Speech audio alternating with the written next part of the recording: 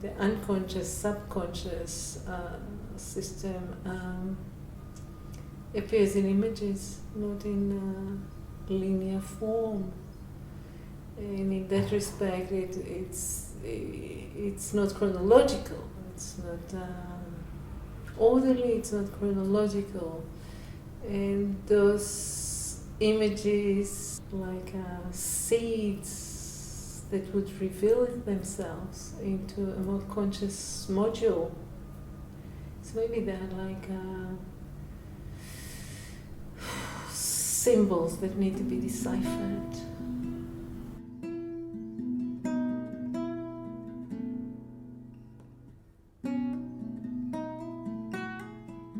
My husband, who died in December 2011, appears in the dreams very frequently, but not as an active participant in the dream, but as a bystander.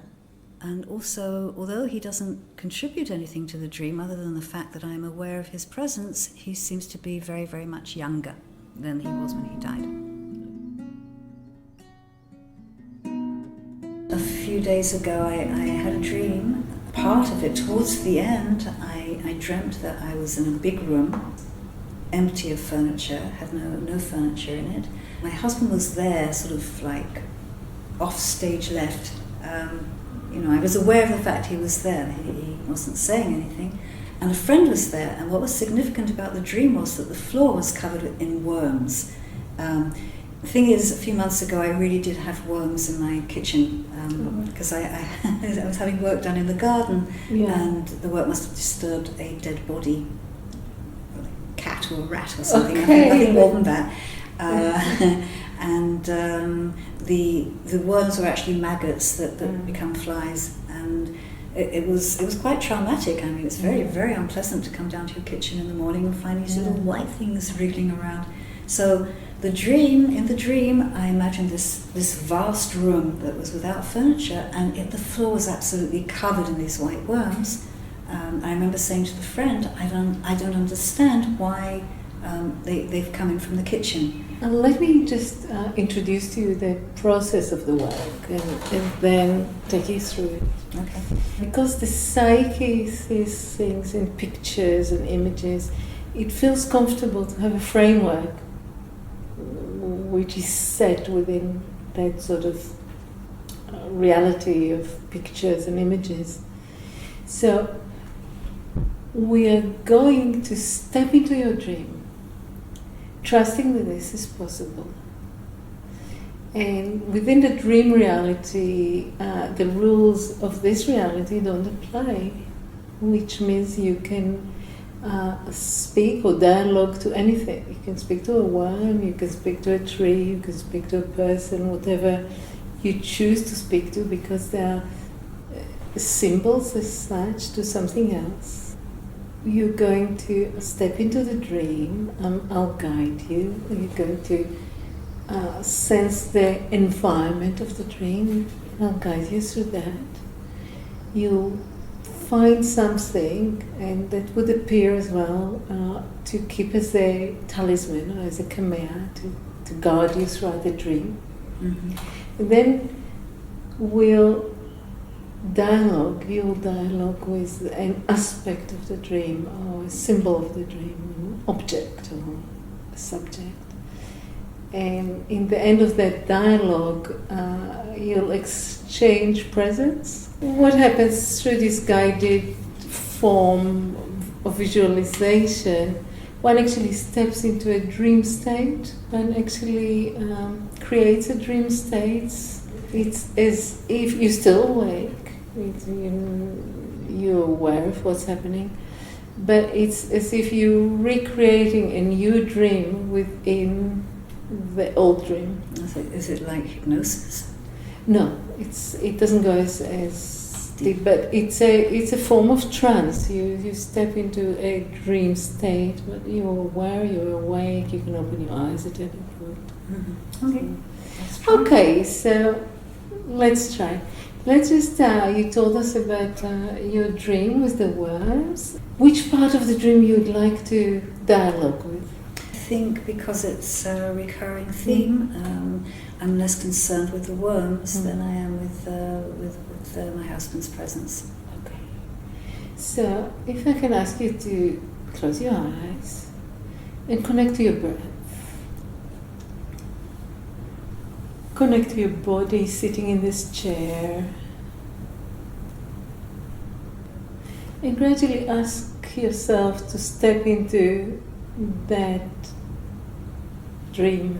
Look around and trust that this would happen, something will present itself as a sort of kamea talisman. While looking, tell me a bit about the reality of that scene. Is it winter or with summer? eyes closed? Eyes closed, yeah. Okay. Stay within the dream. Is it winter or summer? I can't tell. There are no windows. Okay. Nothing to indicate if it's day, night, or if it's hot, cold. Okay. It's like neutral?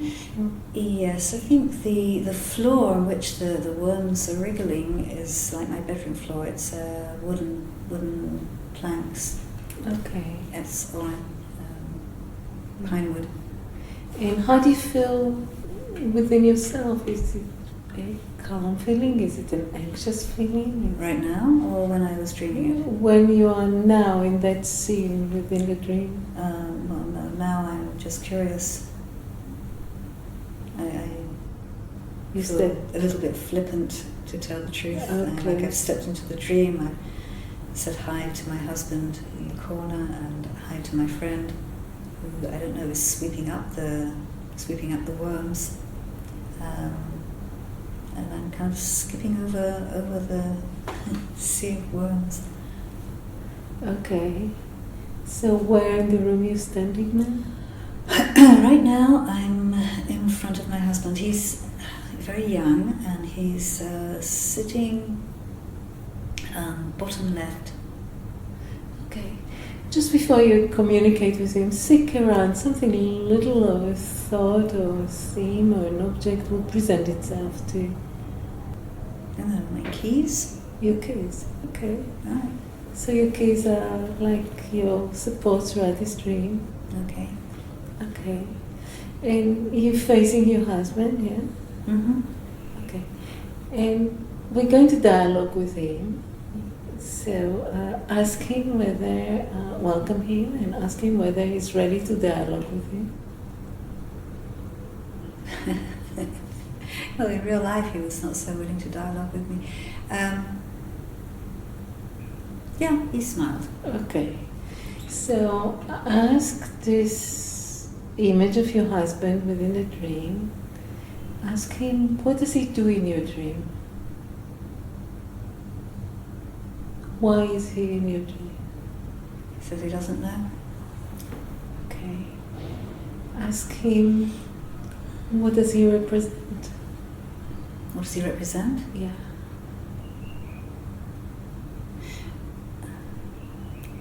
Youth, Youth. health. Okay. Ask him what's his purpose in your dream. Maybe it's how he wants me to remember him. Is there anything you would like to ask him? How much did he understand what was going on around him in the last 2 years of his life? Doesn't answer. Okay. What does he have to tell you?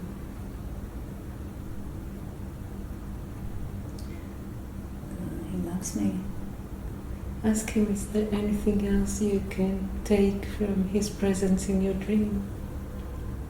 No, he's gotten up and he's walking around the room. Okay. Ask him whether there is, before you say goodbye, whether there's anything else you should know. No, he's a little angry, dismissive. He's dismissive. Ask him, what's the anger about? Is there something I should have done? Something I should have said? Ask him, what is that? No. No, he doesn't answer. He's actually walking away. Not through the worms, to the side. The worms are.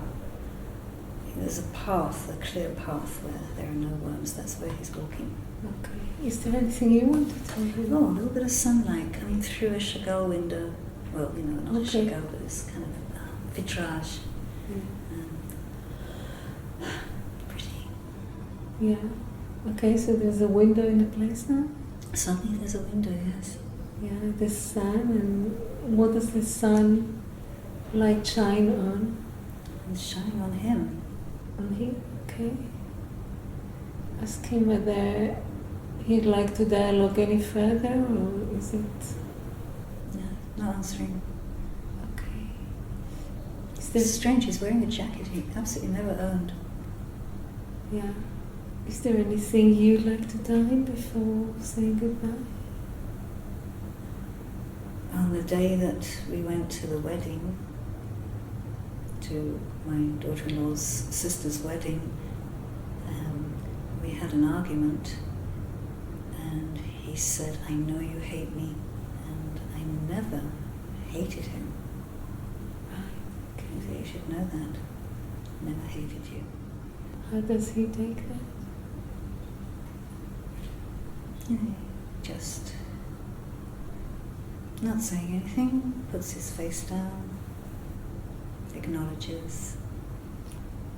So ask the person in your dreams, which is in the image of your husband, what aspect of your inner life it represents. So I shouldn't be alone. So you shouldn't be alone. So it's an aspect that keeps you comfort. Not really. Yeah. Curious, but not necessarily comfort, no. Okay. How do you feel? How do I feel? That maybe here is an opportunity to have the conversations that we should have had, that we never had. Yeah. Okay. Well, I'm curious to know, is it something from beyond the grave, or is it coming from me as a need? Okay, ask him.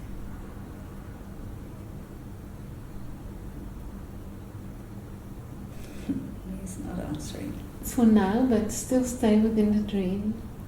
We're going to thank him. Something will present itself as a present you can give him. I show him the album I made for the year after his death. Okay. He likes it.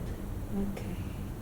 And then something he'll give you as a present. Flower. A flower. What color? It's purple. Purple. Which I like. Yeah. And it's only got 4 petals. Okay. Black and yellow in the middle. Okay. Connect to your breath. Sense your feet on the floor. And very, very slowly emerge from the dream world into sitting on a chair and open your eyes and come back. Welcome back. Thank you. How are you feeling? Fine. Yeah. Was it... It was interesting because, I think my responses were clearly coming from me, but and I have no idea how much I was manipulating them. It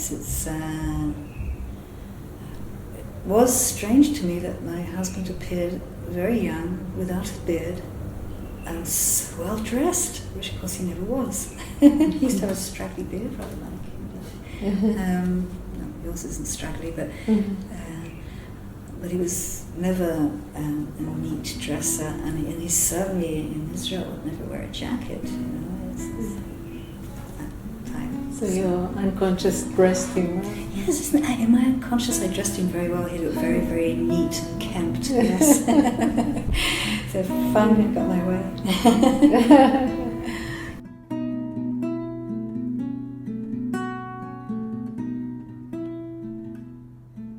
In the 80s, I trained in Jungian systems, and it was some of the work was under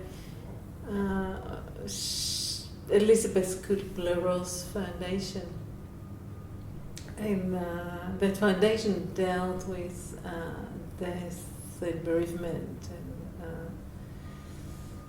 and humanity on the edge of life and death. Somehow to stretch the experience of what's life and who are we and what's our purpose, and somehow it invited incorporating dreams and this particular technique of dialoguing with dreams. I adopted them all those years back, and it's such a great gift to my life and to others on the path, because it is such a direct way to face the contents of the dream and actually treat them as real aspects of oneself that are there to reveal themselves and to come to consciousness. So that was part of my path into making things conscious and mindful on many levels.